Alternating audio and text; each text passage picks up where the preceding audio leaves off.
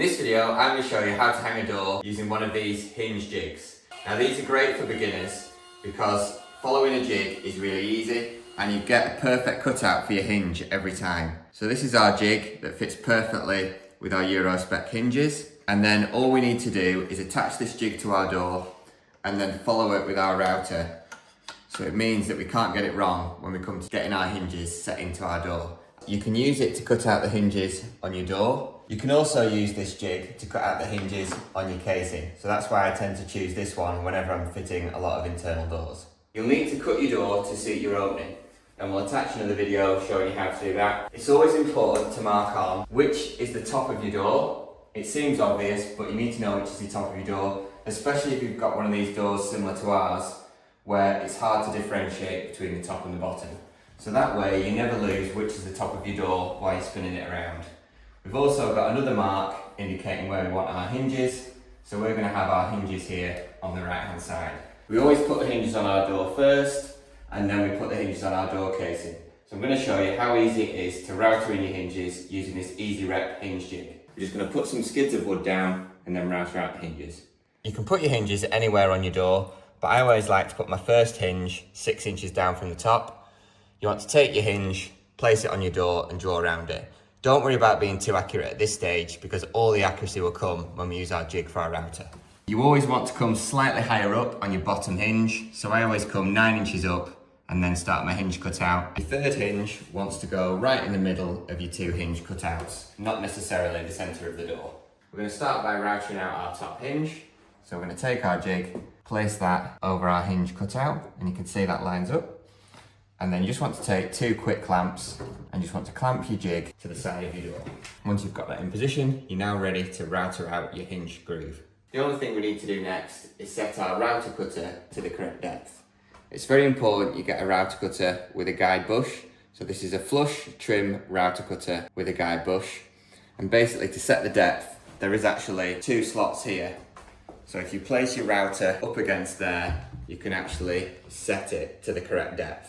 So we've got ours set so that we're going to cut into our door by 2 millimeters.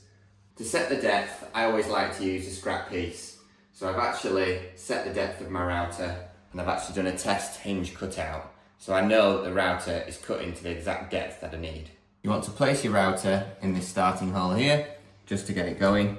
You always want to make sure your router is spinning before you start touching onto the wood. Get your router going first, and then slowly cut out your hinge.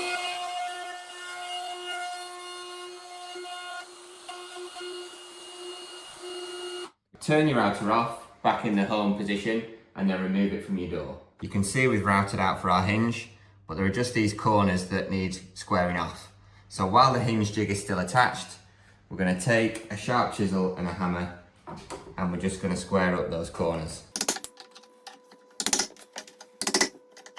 So now you can see we've squared our corners off. We can remove our clamps, take our jig off and screw on our hinge. These Euro spec hinges fit perfectly with our Easy Rep hinge jig. That's flush with the surface of our door, and our cutout is absolutely perfect. So using a hinge jig is ideal for beginners because it doesn't rely on you chiseling out, it just relies on following the jig. We're now going to repeat this exact procedure on all 3 hinges on our door, and then we're going to show you how to recess your hinge into your casing.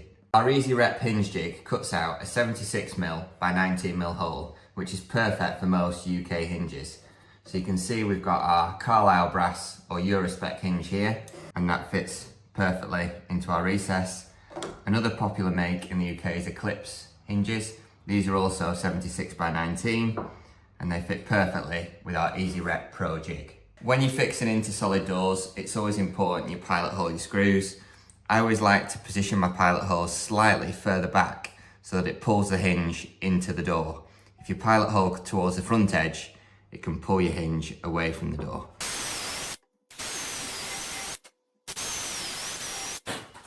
You just want to use a PZ2 bit in your cordless drill to drive in your screws. And now we'll show you how to cut your hinges out of your door casing. We've fitted our 3 hinges, and now what we want to do is flip that hinge round so that it's out of our way, and then we need to lift this door into our opening so we can mark on the hinge location on the casing.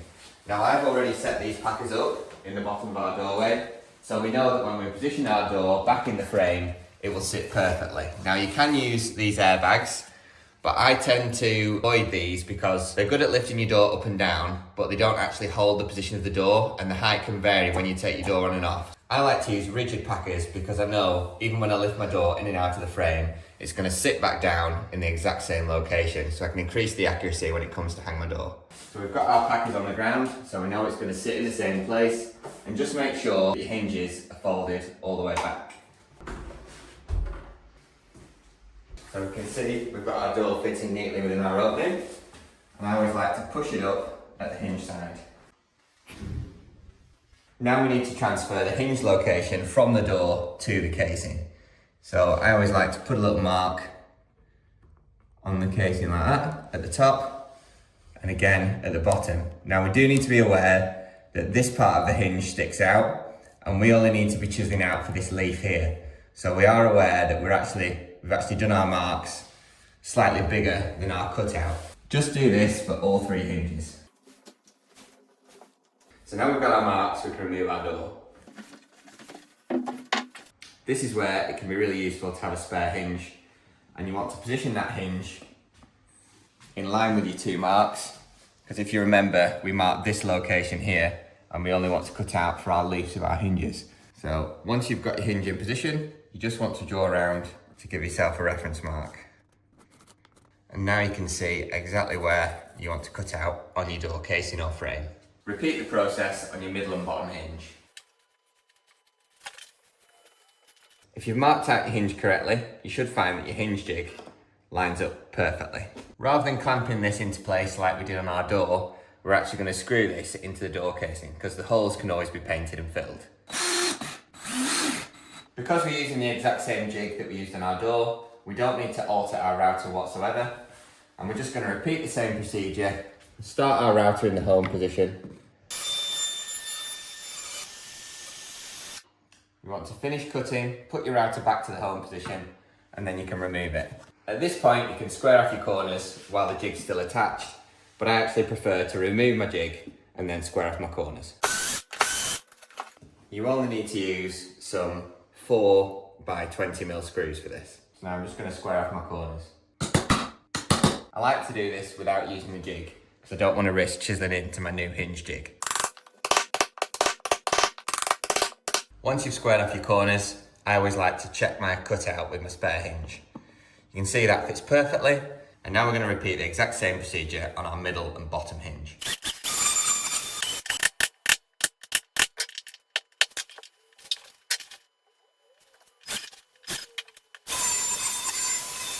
We've recessed out for our 3 hinges, and we've checked that all these cutouts will accommodate our hinge.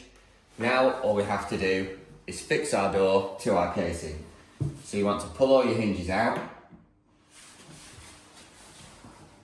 and then you want to lift your door as close as you can to your door casing. You just want to get your top hinge into position first.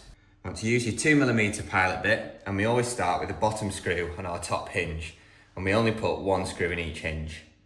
If we fix the top hinge first, we know we've got full control of the door and it's not going to fall back against us. Now we know that our door's not going to move anywhere, we can put 1 screw in our middle and bottom hinge.